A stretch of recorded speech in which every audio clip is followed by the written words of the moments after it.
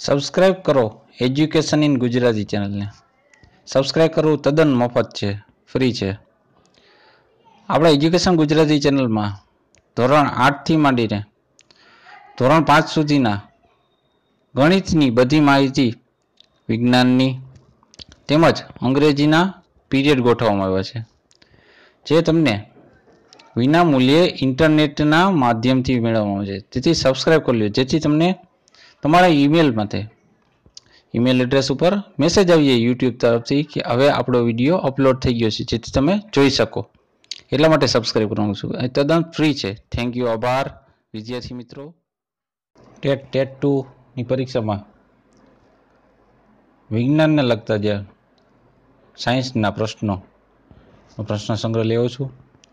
એમાં પ્રશ્ન પહેલો, RH ફેક્ટર નીચેના પૈકી શાનાથી સંબંધિત છે?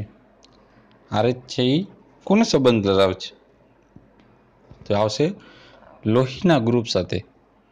પ્રશ્ન બીજો, વિદ્યુત બેટરીની શોધ કયા વૈજ્ઞાનિકે કરી હતી? જવાબ, એલેક્ઝાન્ડર વોલ્ટાએ.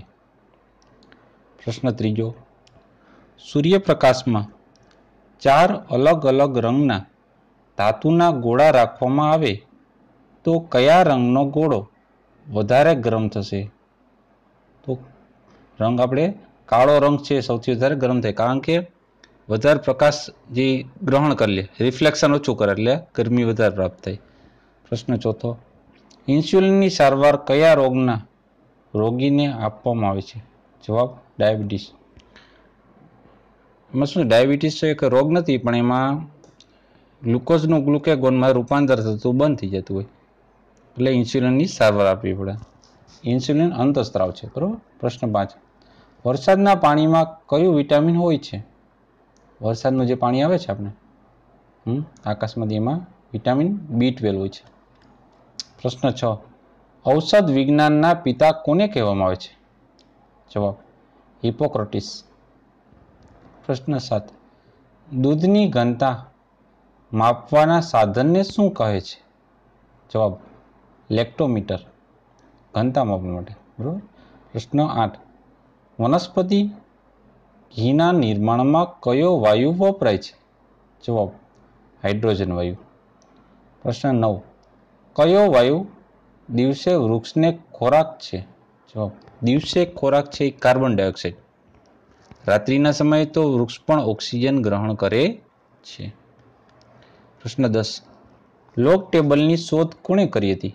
જવાબ, જોન નેપિયરે. પ્રશ્ન 11, ન્યુમેટ્રિક ટાયરની શોધ કોણે કરી હતી? જવાબ, ડનલોપે કરી છે. આપણે કહેતા ડનલોપના ટાયર છે એ. પ્રશ્ન 12, માનવ શરીરના વિટામિન એનો સંગ્રહ ક્યાં થાય છે? જવાબ, વિટામિન એનો સંગ્રહ યકૃતમાં થાય છે. પ્રશ્ન 13, એલ્યુમિનિયમની કાચી ધાતુ કયા નામે ઓળખાય છે? જવાબ, બોક્સાઇડ. પ્રશ્ન 14, નીચેના પૈકી કયા પ્રાણીનું આયુષ્ય સરેરાશ સૌથી વધારે હોય છે? જવાબ, કાચબો. પ્રશ્ન 15, પાંદડા દ્વારા વનસ્પતિને પોતાનો ખોરાક બનાવે તે શું કહેવાય છે? પોતાની જાતે જે ખોરાક બને છે ને વનસ્પતિ, એ ક્રિયાનું નામ છે પ્રકાશ સંશ્લેષણની ક્રિયા. પ્રકાશ સંશ્લેષણમાં શું હોય? હવામાંનો કાર્બન ડાયોક્સાઇડ, વનસ્પતિ મૂળ દ્વારા શોષેલ પાણી અને સૂર્યપ્રકાશની હાજરીથી આ ત્રણેય વસ્તુ ભેગી થાય એટલે પ્રકાશ સંશ્લેષણની ક્રિયા થાય છે. પ્રશ્ન 16, માણસની મહાકાયતા અને વામનતા કઈ ગ્રંથિના આભારી છે? જવાબ, પિચ્યુટરી.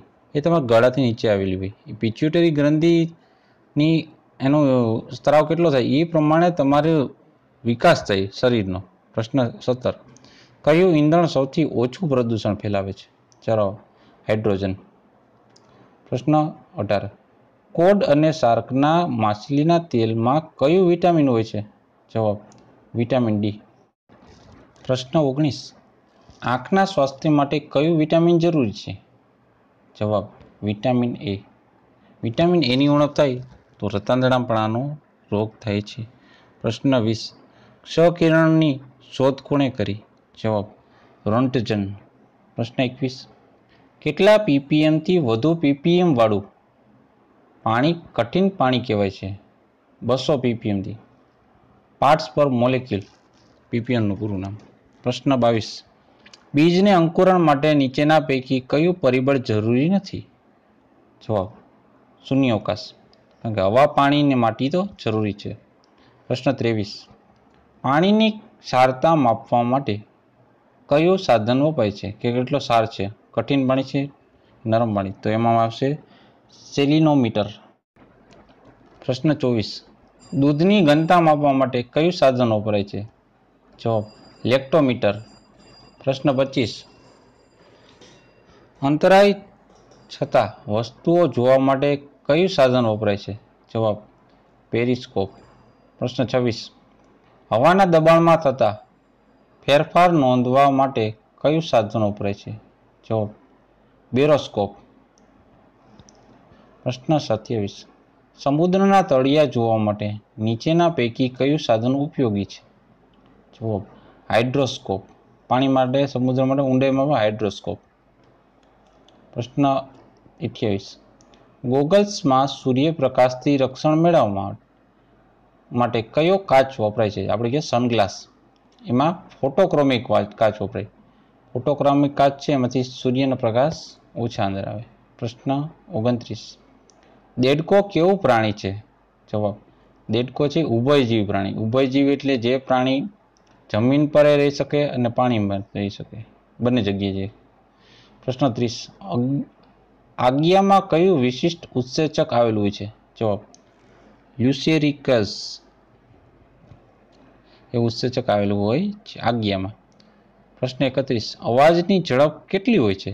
જવાબ 330 મીટર પ્રતિ સેકન્ડની. પ્રશ્ન 32.